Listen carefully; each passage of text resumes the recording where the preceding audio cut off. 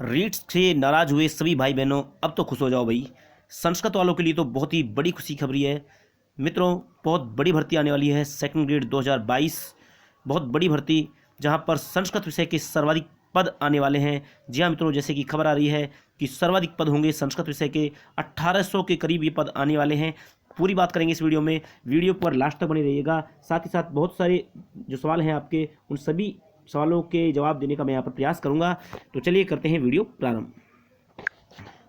देखिए मित्रों, ये इस प्रकार से पदों का वर्गीकरण सामने आ रहा है कि अंग्रेजी विषय के जो कुल पद हैं नॉन टीएसपी और टीएसपी आप देख सकते हैं। टोटल पद की बात करें तो 1668 पद हैं, गणित के 1613, संस्कृत के 1800 सर्वाधिक पद हैं। यहाँ पर हम आज संस्कृत के बारे में बात करेंगे। विज्ञान के 1565, हिंदी के 1298 और इसी तरह से आप देखते हैं कि सामाजिक विज्ञान के 1640, पंजाबी के 70, उर्दू के 106 और कुल टोटल 9760 पदों पर आरपीएससी सेकंड ग्रेड भर्ती 2022 का विज्ञापन निकालने वाली है। तो चलिए मित्रों, आज हम बात करेंगे संस्कृत विषय से संबंधित, क्योंकि संस्कृत के का मैं भी विद्यार्थी रहा हूं और संस्कृत से काफ़ी जुड़ाव रहा है।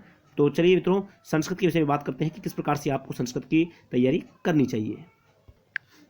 देखिए मित्रों, संस्कृत में कुल 1800 पद आने वाले हैं, जिनमें आज हम इस वीडियो में बात करेंगे। सबसे पहली बात है कि क्या पढ़ें।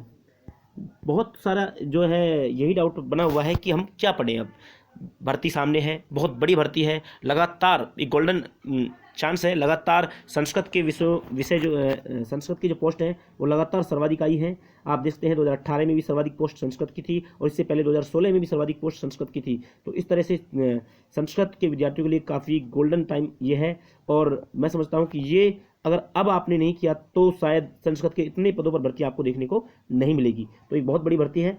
सबसे पहली बात करें क्या पढ़ें, तो देखिए मित्रों, सबसे पहली बात यह है कि यदि आप फ्रेशर हैं, फ्रेशर से मेरा मतलब है कि पहली बार सेकंड ग्रेड का एग्ज़ाम दे रहे हैं, तो आपको अवश्य कोचिंग लेनी ज़रूरी है। ध्यान रखिएगा। अब आप कहोगे कि आप कोचिंग क्यों कह रहे हैं। मैं किसी कोचिंग के लिए नहीं कह रहा हूँ। आप जो भी आपको पसंद आए, जो भी कोचिंग में आपको अच्छा लगे, कंटेंट की अच्छा कंटेंट उपलब्ध करा रहे हैं, आप उस कोचिंग को ज्वाइन करें। तो यदि आप फ्रेशर हैं तो आपको कोचिंग लेना ज़रूरी है, क्योंकि कंपटीशन बहुत ज़्यादा हार्ड हो गया है। कंपटीशन आप देख सकते हैं रीट में क्या हुआ था। हालांकि पेपर लीक हुआ है लेकिन फिर भी कंपटीशन काफ़ी हार्ड था। तो आप देखते हैं सेकंड ग्रेड में पिछली बार की अगर कट ऑफ की बात करें तो काफ़ी हाई कट ऑफ गई थी। इतनी उम्मीद नहीं की गई थी, लेकिन इतनी हाई कट ऑफ संस्कृत की रही थी। तो 385 तक कट ऑफ पहुँच गई थी और जनरल कैंडिडेट की जो कट ऑफ थी, तो आप यहाँ पर देख सकते हैं इतनी कट ऑफ, बहुत ज़्यादा कट ऑफ थी ये। तो इसलिए मैं कह रहा हूँ कि यदि आप फ्रेशर हैं तो एक बार आपको कोचिंग करना ज़रूरी है और इसमें आप बिल्कुल भी टाइम ना लगाएं। अपनी कोचिंग को अभी से ज्वाइन करनी, चाहे ऑनलाइन या ऑफलाइन, ठीक है। यदि आपने पहले भी सेकंड ग्रेड का एग्जाम दिया है और आप पहले से तैयारी कर रहे हैं तो आपको कोचिंग करने की कोई आवश्यकता नहीं है। आप कोचिंग में अपना टाइम वेस्ट ना करें। अब आपको क्या करना है वो मैं आगे बात बताऊंगा कि आपको क्या क्या पढ़ना है, ठीक है। आगे हम बात करते हैं पेपर फर्स्ट को कैसे तैयार करें। देखिए मित्रों, संस्कृत के विद्यार्थियों की सबसे बड़ी समस्या यही होती है कि वो सब्जेक्ट में तो काफ़ी अच्छा स्कोर कर लेते हैं, जैसा कि मेरे साथ भी हुआ था। सेकंड ग्रेड 2018 में 142 क्वेश्चन करने के बाद भी मैं पॉइंट 12 से रह गया था, ठीक है। 150 में से 142 क्वेश्चन सही थे सब्जेक्ट में, लेकिन फर्स्ट पेपर की वजह से मैं इसमें रहा था। तो ये गलती आप भी ना करें और इस बार मैं भी इसकी दोबारा से तैयारी करूंगा। तो निश्चित तौर पर फर्स्ट पेपर की तैयारी विशेष तौर पर करनी होगी। तो फर्स्ट पेपर को आपको कैसे तैयार करना है तो सुनिएगा। सबसे पहली बात यह है कि फर्स्ट पेपर के लिए एक आपको गाइड लेनी है। एक गाइड, ध्यान रखना, सिर्फ एक गाइड लेनी ही पड़ेगी आपको।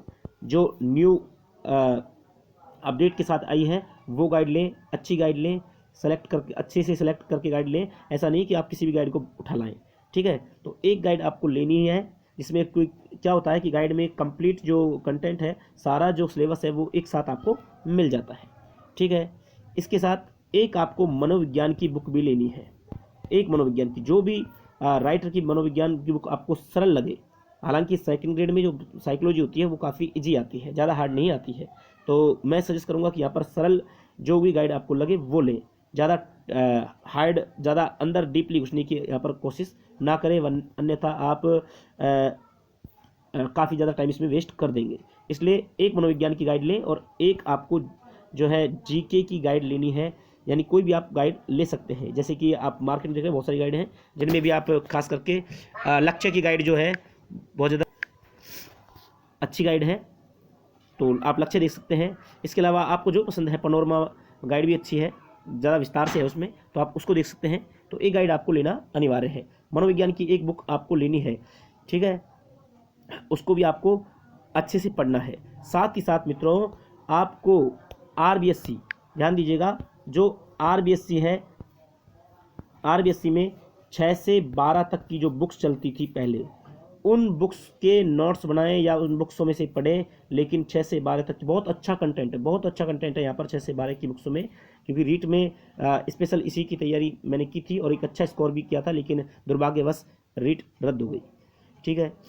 लेकिन 6 से 12 तक के जो नोट्स हैं, यदि आपने बना रखे हैं तो बहुत अच्छी बात है, नहीं बना रखे हैं तो नोट्स बना लें, अभी टाइम है। अगर नहीं बनाते हो नोट्स तो भी आप इनको अवश्य ही पढ़ें। 6 से 12 तक की RBSC, NCERT का मैटर कुछ अलग टाइप का होता है, उसमें कुछ तथ्य आपको कम मिलेंगे और विश्लेषण उसका ज़्यादा मिलेगा। तो आप अगर NCERT पढ़ सकते हैं तो पढ़िए, लेकिन मैं आपको कहूँगा कि RBSC की 6 से 12 तक की बुक्स जो हैं, जो पहले चलती थी स्कूल स्तर पर, वो अवश्य लें, उनको पढ़ें, वहाँ से आपको बहुत सारा मैटर मिलेगा, ठीक है। एक गाइड हो गई, 6 से 12 की बुक्स हो गई, एक मनोविज्ञान की बुक हो गई, ठीक है। ये आपको फर्स्ट पेपर के लिए लेना है। साथ ही साथ इसमें मित्रों क्या होता है कि करंट आती है, 10 अंक के करंट आती है, मतलब 10 क्वेश्चन आते हैं 20 अंक के। तो ये 10 जो क्वेश्चन हो करंट के आएंगे, इसके लिए क्या करें? तो मित्रों अभी इसके लिए ज़्यादा आपको लोड लेने की आवश्यकता नहीं है। जैसे एग्जाम पास में होता है तो लास्ट 1 महीने में आपको करंट तैयार करना है, लेकिन अभी क्या करें, फिलहाल आप न्यूज़ वगैरह देखते रहें, समाचार पत्र पढ़ते रहें, ठीक है। और समाचार में कोई मुख्य न्यूज़ हो तो आप अपना एक रजिस्टर बना सकते हैं, वहाँ पर उसको नोट डाउन कर सकते हैं करंट के लिए, ये सबसे बेस्ट होगा। और बाकी हर महीने जो प्रतियोगिता दर्पण वगैरह जो गाइड आती है, मतलब जो निकलती है 10 रुपये में आ जाती है, 10-15 रुपये में, उसको आप लेकर पढ़ भी सकते हैं। लेकिन लास्ट में आप कंप्लीट 1 साल तक की करंट लास्ट महीने में इसको निकालें तो ज़्यादा बेस्ट रहेगा। तो आपको फर्स्ट पेपर का मैंने आपको बता दिया है कि आपको एक तो गाइड लेनी है, ठीक है, एक आपको मनोविज्ञान की बुक लेनी है, आप कोई भी ले सकते हैं जो भी आपको सरल लगे, ठीक है। एक गाइड जो भी आपको अच्छी लगे वो गाइड लेनी है, और साथ ही RBSC की 6 से 12 तक की बुक्स भी ले लें, जिनमें बहुत अच्छा कंटेंट आपको मिलेगा, ठीक है। और करंट के लिए आप न्यूज़ वगैरह देखते रहें, पढ़ते रहें। चलिए अब आती है मेन बात, विषय की तैयारी कैसे करें। तो मित्रों विषय में पकड़ बेहद ज़रूरी है। यदि आपको सेकंड ग्रेड टीचर बनना है तो आपकी कमांड संस्कृत में होना बेहद ज़रूरी है। 150 क्वेश्चन आते हैं, और यदि यहाँ कमांड नहीं है तो आप बिल्कुल भी ख्वाब ही छोड़ दीजिए सेकंड ग्रेड का। तो आपको यहाँ पर कम से कम 150 में से 140 प्लस का स्कोर करना होगा, इतना कंपटीशन है। और 140 प्लस का स्कोर करने के लिए आपको एक ऑथेंटिक, एक अच्छी गाइड आपके पास संस्कृत की होनी चाहिए। यदि आपने पहले कोचिंग की हुई है तो आपके पास नोट्स होंगे, उन नोट्सों को पढ़िए संस्कृत के। यदि आपने कोचिंग नहीं की है तो आपको संस्कृत की कोचिंग करना जरूरी है। और यदि मान लो आप कोचिंग नहीं कर सकते हैं तो क्या करें?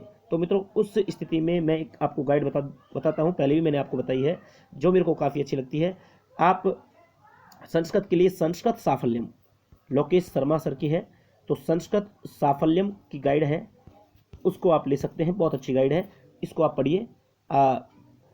बिल्कुल आपके यहाँ से क्वेश्चन बाहर जाने की संभावनाएं बहुत कम होती हैं, ठीक है, बहुत अच्छी गाइड है। तो संस्कृत साफल्यम आप यहाँ पर पढ़ सकते हैं, ठीक है। तो विषय की तैयारी के लिए आपको एक ही लेनी है, लेकिन अलग अलग नहीं है कि आपने मान लो एक इस टीचर के लिए ली, एक दूसरे टीचर के लिए ली, बहुत सारा कंटेंट इकट्ठा कर लिया और आप उसको पढ़ नहीं पा रहे हैं। देखिए सिलेक्शन के लिए सबसे बेहद ज़रूरी है रिवीजन। आपको अगर सिलेक्शन लेना है तो आपको भैया रिवीजन तो करना ही होगा, और जितनी बार आप रिवीजन करोगे उतना ही ज़्यादा आप सिलेक्शन के करीब पहुंचोगे। इसलिए कम से कम मैटर अपने पास रखें, इतना मैटर रखें कि उनको आप बार बार रिवीजन कर सकें, ठीक है। तो ये हो गया विषय की तैयारी से। अब बात करें क्या नहीं पढ़ें, तो इसके बारे में बता दिया है कि कोई भी अनावश्यक चीज़ें ना लें, अनावश्यक गाइडों को ना खरीदें, अनावश्यक प्रश्न पत्रों को ना लें। और मित्रों मैं एक सलाह दूंगा आपको कि ऑब्जेक्टिव क्वेश्चनों की जो भी गाइड मार्केट में आती है उसको ना खरीदें। ऑब्जेक्टिव क्वेश्चन होते क्या है मित्रों? ऑब्जेक्टिव क्वेश्चन याद नहीं रहते हैं, एग्जाम के टाइम पर ये ऑब्जेक्टिव क्वेश्चन धोखा दे देते हैं। इसलिए विस्तार से पढ़िए, ऑब्जेक्टिव क्वेश्चनों पर भरोसा ना करें, ये मेरी सलाह है, बाकी आप अपने हिसाब से देख सकते हैं, ठीक है। आगे देखिए कितने घंटे पढ़ें? तो मित्रों इसका कोई निश्चित नहीं होता है कि आपको कितने घंटे पढ़ना है, वो आपकी क्षमता पर निर्भर करता है। कोई 1 घंटे में इतना पढ़ लेता है, फिर दूसरा उसे 4 घंटे में पढ़ रहा है, ठीक है। वो आपकी क्षमता पर है, आपकी मेमोरी पर है कि आप 1 घंटे में कितना याद कर रहे हो या 4 घंटे में कितना याद कर रहे हो। तो मित्रों इसके लिए कोई निश्चित समय नहीं है, जब भी आपको अच्छा लगे, जब भी आपका पढ़ने का मन करे तब पढ़ें, चाहे दिन में 1 घंटा ही पढ़ें, चाहे दिन में 2 घंटे ही पढ़ें, लेकिन जब भी पढ़ें मन से पढ़ें, क्योंकि मन से पढ़ा है वह ही हमें काफ़ी समय तक याद रहता है। और खामे खा हम लेकर बैठे हैं किताबों को और हमारे कुछ भी याद नहीं हो रहा है, तो फालतू में टाइम खराब करने से कोई मतलब नहीं है। जब हमारा मन करे तब पढ़ें, ठीक है, चाहे 1 घंटे पढ़े, 2 घंटे पढ़े, कितना भी आप जितना भी आपका मन कर रहा है पढ़ने का उतना पढ़ें, ठीक है। आगे बात करें क्या रीट की तैयारी करें या नहीं। तो मित्रों रीट भी एग्ज़ाम बिल्कुल इसके देखिए संभावना जताई जा रही है कि जुलाई में रीट का एग्ज़ाम हो सकता है। तो इस स्थिति में हमको क्या करना चाहिए? देखिए मित्रों बात ये करते हैं, यदि रीट केवल पात्रता होती है, ध्यान से सुनिएगा, यदि रीट क्या होती है, सिर्फ पात्रता होती है, यानी रीट को केवल हमको पास करना है, उसके बाद मुख्य परीक्षा में बैठना है, तो यदि रीट केवल पात्रता होती है तो मित्रों आपको रीट पर ज़्यादा फोकस नहीं करना है, ठीक है। क्योंकि पात्रता एग्जाम संस्कृत वाले विद्यार्थियों के लिए कोई बड़ी बात नहीं होती है, वो आसानी से इसको पास कर सकते हैं। 90 नंबर लाना उनके लिए कोई बड़ी बात नहीं होती है, क्योंकि 30 अंक उनके प्लस में होते हैं संस्कृत के, और 30 हिंदी के भी उसमें अच्छी कमांड होती है, तो 60 नंबर वो प्लस में चलते हैं। तो इसलिए मैं कहता हूँ कि पात्रता अगर होती है तो इस पर कोई जोर देने की आवश्यकता नहीं है। लेकिन यदि रीट का भी वेटेज जुड़ता है, जैसे कि कितना भी वेटेज जुड़ जाए, मान लो 30-70 का वेटेज हो, 30 रीट के, 70 मुख्य परीक्षा के, या 40-60 का जो भी वेटेज अगर जुड़ता है, तो आपको रीट की तैयारी करनी पड़ेगी। और ऐसी स्थिति में आप एक द्वंद्व में आ जाओगे कि रीट करें या सेकंड ग्रेड। तो मित्रों सुनिए, यदि आपकी सब्जेक्ट पर ज़बरदस्त कमांड है, ठीक है, सब्जेक्ट अगर ज़बरदस्त है तो आपको जाना चाहिए सेकंड ग्रेड की तरफ। सब्जेक्ट पर ज़बरदस्त कमांड है तो ठीक है, लेकिन यदि आप सब्जेक्ट में कहीं ना कहीं लूज हैं तो मित्रों मैं आपको सलाह दूंगा कि आप रीट की तैयारी करें। बहुत ज़्यादा पद आएंगे, बहुत अच्छे पद हैं, तो आप रीट की तैयारी करें और यहाँ अपनी सीट निकाल सकते हैं, क्योंकि यहाँ पर एक नॉर्मल संस्कृत पूछी जाएगी, मुख्य एग्जाम में इतना ज़्यादा हार्डली संस्कृत नहीं आएगी। लेकिन यदि आपकी सब्जेक्ट पर कमांड है तो आप सेकंड ग्रेड की तैयारी कर सकते हैं। वैसे ये आपकी खुद की चॉइस है कि आप किसकी तैयारी करना चाहते हैं। ध्यान रखें, दोनों को एक साथ लेकर ना चलें। कोई सोच रहा है कि मैं रीट भी कर लूँगा और सेकंड ग्रेड भी कर लूँगा, ध्यान रखना ये दो नावों पर बैठने की कोशिश ना करें, वरना दोनों से ही वंचित रह जाओगे। इसलिए आपको एक की तैयारी करनी है, चाहे रीट की करो चाहे सेकंड ग्रेड को, ठीक है मित्रों। तो आशा करता हूँ कि आपके काफ़ी डाउट इस वीडियो में क्लियर हुए होंगे। तो आपको ये जानकारी कैसे लगी, हमारा वीडियो कैसे लगा, हमें कमेंट करके बताइएगा। अधिक से अधिक इस वीडियो को लाइक कीजिएगा, शेयर कीजिएगा और चैनल को जरूर सब्सक्राइब कर लीजिएगा, क्योंकि संस्कृत से जुड़े हुए महत्वपूर्ण वीडियो, महत्वपूर्ण सूचनाएं आपको इस चैनल पर समय समय पर मिलती रहती हैं। चलिए मित्रों, मिलते हैं नेक्स्ट वीडियो में, तब तक के लिए जय हिंद, जय भारत।